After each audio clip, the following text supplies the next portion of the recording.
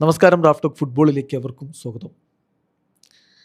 ബ്രസീലിൻ്റെ world cup squad പ്രഖ്യാപിച്ചപ്പോൾ പലരും ചോദിക്കുന്നൊരു ചോദ്യമാണ്, എന്തിന് വെവേട്ടൻ? ഓക്കെ, അത് കറക്റ്റ് ക്വസ്റ്റ്യൻ ആണ്. പക്ഷെ നമ്മുടെ കമൻറ്റ് ബോക്സിൽ ചില ചോദ്യങ്ങൾ, ആരാണ് വെവേട്ടൻ ഒന്ന് പറയാമോ എന്നൊക്കെ. ഇതൊക്കെയാണ് ബ്രസീൽ ഫാൻസ് എന്ന് പറഞ്ഞ് നടക്കുന്നവർ. കഴിഞ്ഞ വേൾഡ് കപ്പ് സ്ക്വാഡിലടക്കം ഉണ്ടാവുകയും അതുപോലെ തന്നെ ബ്രസീലിയൻ ദേശീയ ടീമിനോടൊപ്പം ഒളിമ്പിക്സിൽ കളിക്കുകയും ഒക്കെ ചെയ്തിട്ടുള്ള കളിക്കാരനാണ്. സമ്മർ ഒളിമ്പിക്സ് 2016 ബ്രസീൽ കപ്പെടുത്തത്, അല്ലേ? കപ്പല്ല, മെഡൽ നെയ്മർ നേടിക്കൊടുത്തു എന്ന് പറഞ്ഞ മെഡൽ ആ മെഡൽ നേടിയ ടീമിൻ്റെ ഗോൾ കീപ്പറായിട്ടുണ്ടായിരുന്ന ആളാണ് ഈ വെവേട്ടൻ.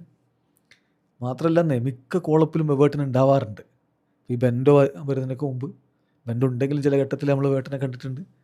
10 കളികൾ ബ്രസീലിന് വേണ്ടി ഓൾറെഡി അദ്ദേഹം കളിച്ചിട്ടുണ്ട്. 2017 മുതൽ ബ്രസീൽ ടീമിൻ്റെ കോളപ്പുകൾ ഉണ്ടാകുന്ന ആളെയാണ്. ആരാണ് ഈ വെവേട്ടൻ എന്ന് പറഞ്ഞു തരുമോ ചോദിക്കുന്നത്.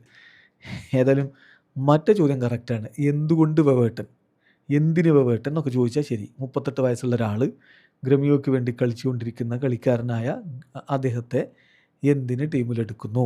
ഹ്യൂഗോ സൗസയെ പോലെ പെനാൽറ്റി സേവയിൽ വളരെ മികച്ച കപ്പാസിറ്റി ഉള്ളൊരു കളിക്കാരനെ ഒഴിവാക്കിയിട്ട്, ബെൻഡോയെ പോലെ സമീപകാലത്ത് ബ്രസീൽ ടീമിൽ എപ്പോഴും നമ്മൾ കാണാറുള്ളൊരു മുഖത്തെ ഒഴിവാക്കിക്കൊണ്ട്, ജോണിനെ പോലെ ഇപ്പോൾ നല്ല രൂപത്തിൽ പ്രീമിയർ ലീഗിൽ കളിച്ചുകൊണ്ടിരിക്കുന്ന ഒരു ഗോൾ കീപ്പർ ഒഴിവാക്കിക്കൊണ്ട് എന്തിന് 38 വയസ്സുള്ള വെവേട്ടനെ ടീമിലെടുത്തു എന്നുള്ളതിൻ്റെ വിശദീകരണം ബ്രസീലിയൻ ഇതിഹാസം, ബ്രസീലിയൻ സ്ക്വാഡിൻ്റെ ഗോൾ കീപ്പിംഗ് കോച്ച്, ഇപ്പോഴെന്നല്ല കുറേ കാലമായിട്ട് അദ്ദേഹമാണ് ഗോൾ കീപ്പിംഗ് കോച്ച് കൂടിയായിട്ടുള്ള ക്ലോഡിയോ ടഫഡേൽ. യെസ്, 94 വേൾഡ് കപ്പിൻ്റെ കിരീടം ചൂടിയ ആ വേൾഡ് കപ്പിലെ ബ്രസീലിൻ്റെ ഗോൾ കീപ്പർ. അന്ന് ഷൂട്ടൗട്ടിലാണല്ലോ ടീം ജയിച്ചത് ഫൈനലിൽ. 98 വേൾഡ് കപ്പിൽ ടീമിൻ്റെ ഗോൾ കീപ്പർ. സെമിയിലൊക്കെ നെതർലൻഡ്സിനെതിരെ ജയിച്ച് കയറുമ്പോൾ ടഫഡേലിൻ്റെ സേവുകളാണല്ലോ രക്ഷപ്പെടുത്തിയത് ഷൂട്ടൗട്ടിൽ. അപ്പോൾ ആ ടഫഡേൽ എന്തുകൊണ്ട് വെവേട്ടനെ എടുത്തു എന്നുള്ളതിന് വിശദീകരണം നൽകുന്നു. അദ്ദേഹം പറയുന്നു, വെവേട്ടൻ എന്ന് പറയുന്ന കളിക്കാരനെ നമ്മളെപ്പോഴും ശ്രദ്ധിക്കുന്നൊരു കളിക്കാരനാണ്. അദ്ദേഹത്തിൻ്റെ എക്സ്പീരിയൻസ് ദേശീയ ടീമിന് വളരെ ഇമ്പോർട്ടൻ്റ് ആണ്. കഴിഞ്ഞൊരു 19 കോളപ്പുകൾ അല്ലെങ്കിൽ 100 മാച്ചുകളൊക്കെ നമ്മൾ എടുത്താൽ അദ്ദേഹത്തെ സംബന്ധിച്ചിടത്തോളം ഇപ്പോൾ ഒളിമ്പിക്സിൽ അദ്ദേഹം കളിച്ചു, വേൾഡ് കപ്പിൽ അദ്ദേഹം കളിച്ചു, എക്സ്പീരിയൻസ്ഡ് ആണ്. ഏത് മൊമെൻറ്റിലും നമുക്ക് ടീമിലേക്ക് എടുക്കാവുന്ന ഒരു ഗോൾ കീപ്പറാണ് വെവേട്ടൻ.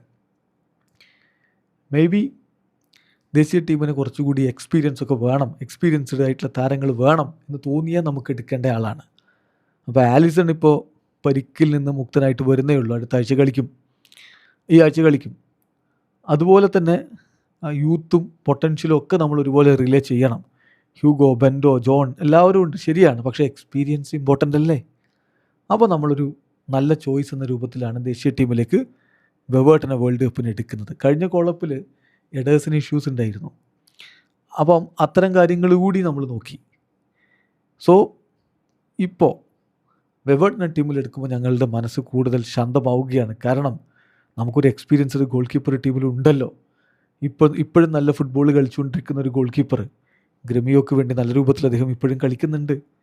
സോ അദ്ദേഹത്തെ ഇപ്പോൾ മാത്രമല്ല നമ്മൾ ഫോളോ ചെയ്യുന്നത്, കഴിഞ്ഞ ഒരു വർഷമായിട്ട് നമ്മൾ അദ്ദേഹത്തെ ട്രാക്ക് ചെയ്യുന്നുണ്ട്. കുഴപ്പമില്ലാത്ത സമയത്തും നമ്മൾ അദ്ദേഹത്തെ നിരീക്ഷിക്കുന്നുണ്ടായിരുന്നു. സോ ആവശ്യമുണ്ടെങ്കിൽ അദ്ദേഹത്തെ സ്ക്വാഡിലേക്ക് എടുക്കാമെന്നുള്ളൊരു കോൺഫിഡൻസ് നമുക്കുണ്ടായിരുന്നു. ആ മൊമെൻ്റ് എത്തി, ടീമിലേക്ക് അദ്ദേഹത്തെ എടുത്തു. അതാണ് സംഭവിച്ചത് എന്നാണിപ്പോൾ ടഫഡേൽ വിശദീകരിക്കുന്നത്. ചുരുക്കത്തിൽ എക്സ്പീരിയൻസ് പരിഗണിച്ചാണ് വെവേട്ടനെ സ്ക്വാഡിലേക്ക് എടുത്തിരിക്കുന്നത്. വീഡിയോ അവസാനിക്കുന്ന ഫുട്ബോൾ ലോകത്തെ കൂടുതൽ വിശേഷങ്ങളുമായി റാഫ് ടോക്സിൽ എത്താം.